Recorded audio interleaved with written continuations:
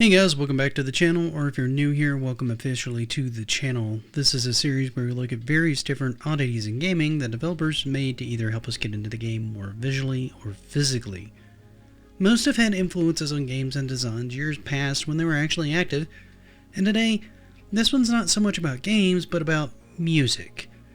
You see, Atari was no stranger to experimenting, and one such thing they wanted to do was to get people into enjoying their music visually with the Atari video music. So grab some headphones and relax as we take you on an audio-visual journey. So what was the Atari video music and how did it work? Well, effectively it's a music visualizer, and if you don't know what that is, it's one of those things that was fairly popular in the 90s on MP3 players. People would often use things like Winamp to play their music on their computer, and most of them had level analyzers and visualizers built into them. The concept was simple. The device would analyze the music being played for its amplitude, and then have a visualizer on the visual display of your monitor, which would move in time with the music. The intent was to make something more visually interesting to go along with your audio experience, and either be relaxing or entertaining depending on your mood or disposition. What people don't know is that this kind of idea goes back way further than any of us really realized, and it should come as no surprise that the original crazy pioneers of audiovisual tech, Atari, were one of the ones to bring it out. Now I know what you're asking. How did this work, and how well did it work? Well, let's take a look and see if we can find out, shall we? Before we get too deep into this, I'd like to take a moment to thank PJ Smith for bringing this to my attention. Without him, I don't think I would have even known to look for this one, much less do a video on it. So if you see him in the comments and you enjoyed this, make sure to give him a thumbs up or a thank you. With that said, let's go ahead and dig in.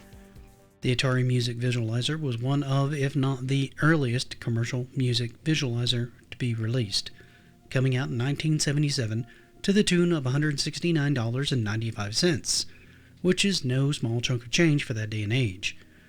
This worked in much the same way we described before by making an animated visual light show of sorts that would respond from the input of a hi-fi stereo system with the intent of increasing the enjoyment of the music for the consumer.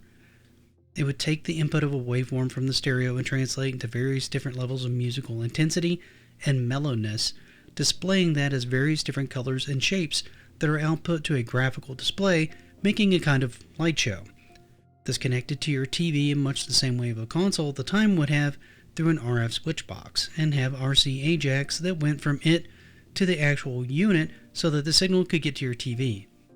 It also had a toggle switch built in, so you could choose to use the visualizer when you wanted to in your actual TV otherwise, making it so you wouldn't have to go through the process of disconnecting it and reconnecting it every time you wanted to use it, which honestly is pretty handy because I know I wouldn't want to use this thing if I had to keep reaching around to the back of my TV and unscrewing an RF connector anytime I wanted to see my music visually. It just, I'd just put on headphones and listen. I know what you're thinking now, though. Well, how flexible was it, and what all did it do visually? Honestly, it's not too bad. In order to get flexibility to the user, though, it actually had a few control knobs: gain, color, and contour, respectively. Gain used two knobs, one for the left and one for the right audio signal channel, and the strength on this was used primarily to adjust the size of the visual patterns shown to the user. Color is the next one, and this was a single knob that would do just as the name implies, adjust the colors from various different solid colors to a rainbow spectrum of colors. Contour was the last one, and this would allow you to adjust the shapes from a soft to a geometric styled shape. Making it more geometric would make it more complex of a display, and softer would obviously be less complex. It also had a number of switches to determine the base shape used, one for solid, one for hole, one for ring, and one for auto that would cycle through various different shapes and styles randomly. It also had a number of ways of displaying these shapes, horizontally and vertically. These used a button for various different numbers that you might want, anywhere from 1 to 5, which would, as you suspect, display anywhere from 1 to 5 images either horizontally or vertically. Reception for this was, well, okay at best. It got mild to overall positive reviews, describing it as a well-constructed and interesting unit, but warned that the novelty of it soon wore off and it becomes monotonous after a while, which is pretty close to the same way people view visualizers today.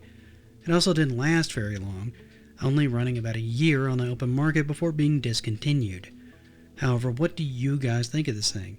I know it's not a video game, but it was made by Atari. Have any of you ever seen it before and used it? If so, what was your experience? Let me know in the comments. However, for now, if you could, I'd like to ask one more favor of you. Please hit the like button. And if you haven't, consider subscribing. That really helps me out. For now, though, thank you so much for watching, and until next time, happy gaming and happy listening.